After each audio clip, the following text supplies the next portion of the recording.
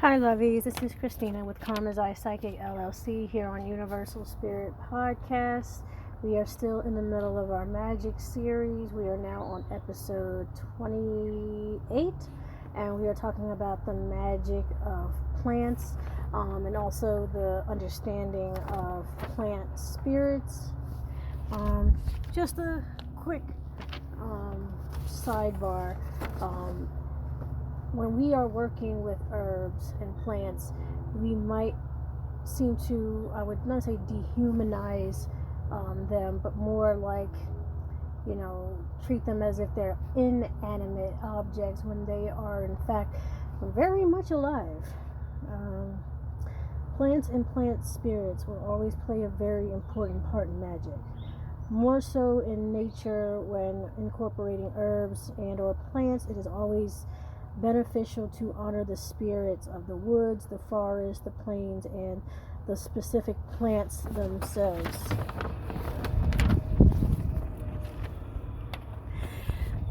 So how are they magical? If we were referring to the plant cannabis, it wouldn't even be a question, right? When referring to where the plants originally come from, it is important to respect the environment. And if the environment is not being cared for, at least when you enter that space, you must be respectful and hospitable. This is where the magic begins. The reason why I use cannabis as an example is because we know that you can ingest, you can smoke cannabis, you can put it in brownies, of course, right? And that is an herb, that does cause psychedelic, either hallucinations, and it physically calms you, and it helps you, relax and get more into yourself. And it does kind of, promote those creative juices that we all have once we're in a very relaxed headspace. Okay, and it does kind of take us, outer space, so to speak. So if I were to ask you about any other plant than cannabis, you would just be like, yeah, I don't see how this could be magical. But as soon as you say, marijuana, everybody knows what it can do. And it's the same thing for every plant and for every herb. No, you cannot eat every plant, you cannot eat every herb, but they all have their magical properties. They are magical because unlike most herbs and foods, plants come directly from the ground and are actively alive, before they are plucked from the ground or the grass. Just as trees, are actively alive, plants share similar roots and life root systems. Though they are much smaller than trees, plants are tiny replicas of the tree system. And you got to understand that just as much as, your inanimate house would have a house spirit, it would more so be believed and well known that plants have plant spirits, that there are guardians of the forest, there are guardians of the plains, there are guardians of the woods and all these places, or the hedge, and wherever any type of life, there's a guardian somewhere, either seen or unseen. And to respect what they are guarding over, right? If it's being used for consumption, if it's being used to, promote a gas or something that we need to live, or producing something that we eat.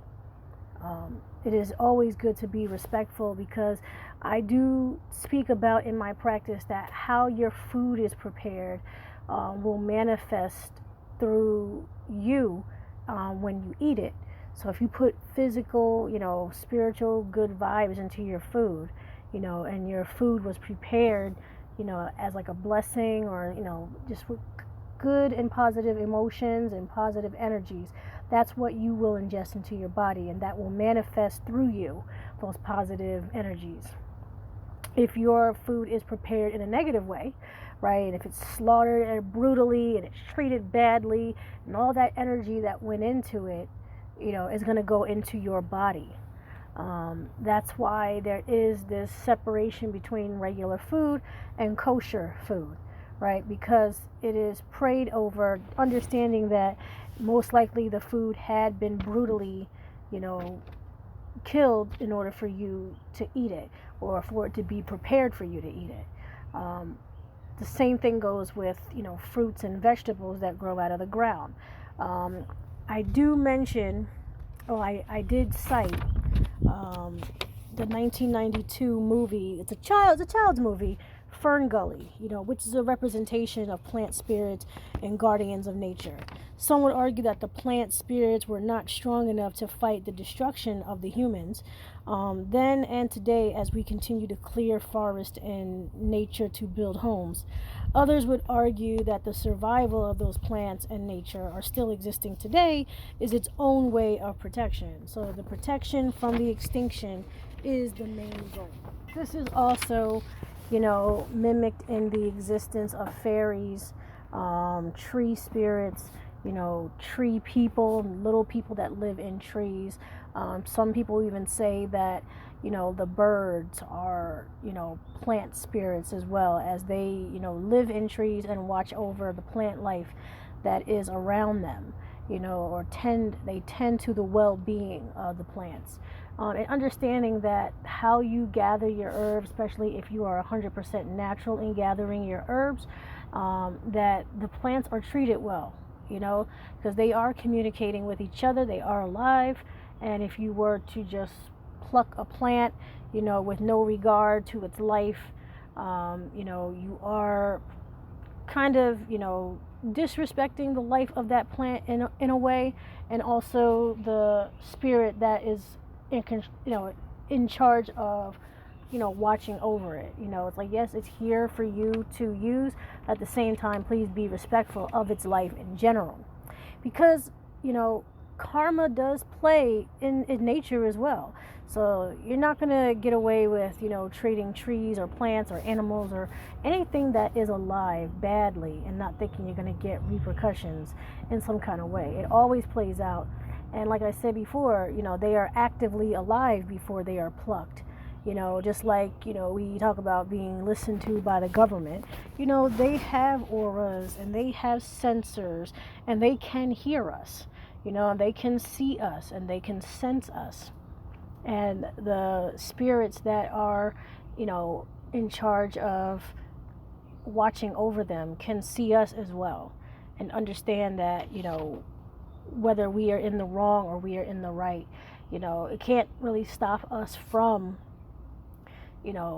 using the plants and herbs, but it does in fact remind us that it's not just an open target. There is something or some things, watching over them, even if it's not something that we can see, because plant life and trees and herbs and all things in nature seem to grow and live very well without the interference of humans, okay, or even other animals. Like, you don't see animals, plucking, plants and fruits and vegetables for no reason. It's for them to eat. It's for nourishment, and they communicate with each other in their own way, right? It's no harm intended, right? But for some reason, when humans are doing things, there's always some type of harm or arrogance involved, where, oh, it doesn't matter, it's just a plant, I don't have to pay any homage or anything.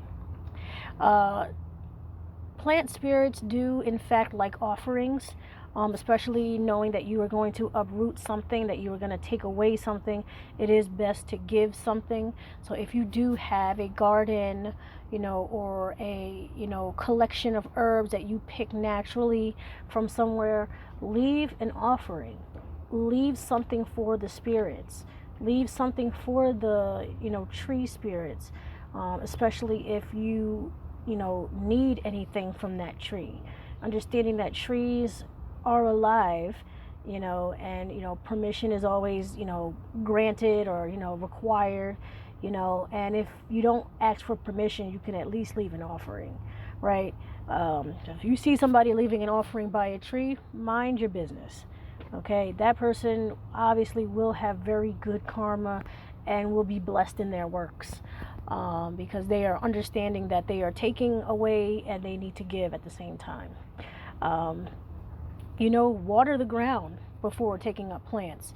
Just watch over, pray over the plants and flowers and fruits and everything that you are intending to take.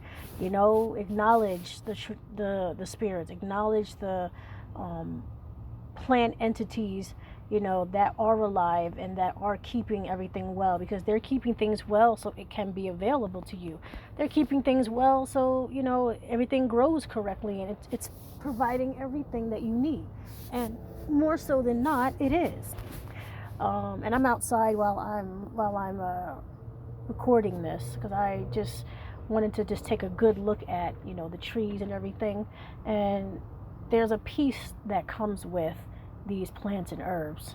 There's peace involved. So just remember that the next time you are gathering, plants, flowers, and everything, that this living thing did in fact come from a peaceful place, and that you can respect that, and also respect the entities that watch over it, because they're not going to stop watching over.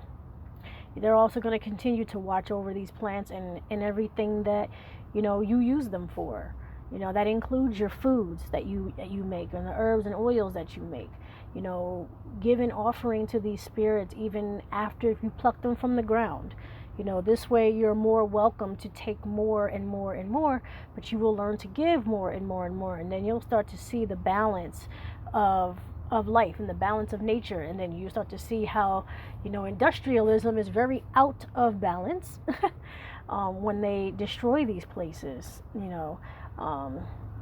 that pretty much give us enough shelter as needed, because they survive very well out in the rain with bugs and everything like that. I don't see why humans couldn't either, but that's a different story for another day. So respect plant spirits if they come to you in dreams, if they come to you in meditation. If you get communications and saying, hey, this might not be the spot that you can take from, there are places that are guarded, there are places that are sacred for plant spirits. They're not going to want you to take everything everywhere. Some places are just sacred and just need to stay that way. And I do not suggest that you go against a plant spirit or a nature spirit in any way, because like I said, the karma is real. And you would hate to have be followed home by a bunch of bees that come out of nowhere. You would just not like the idea of even the nature around your home start to turn on you or something, because like I said, they communicate with each other, the birds, the bees, everything. So keep that in mind, and I hope that is something that is a good incentive for next time that you are working with natural things. So again, this is Christina with Karma's Eye Psychic LLC, here on Universal Spirit Podcast. I hope you enjoyed this episode, and I will see you in the next episode. Bye, lovies.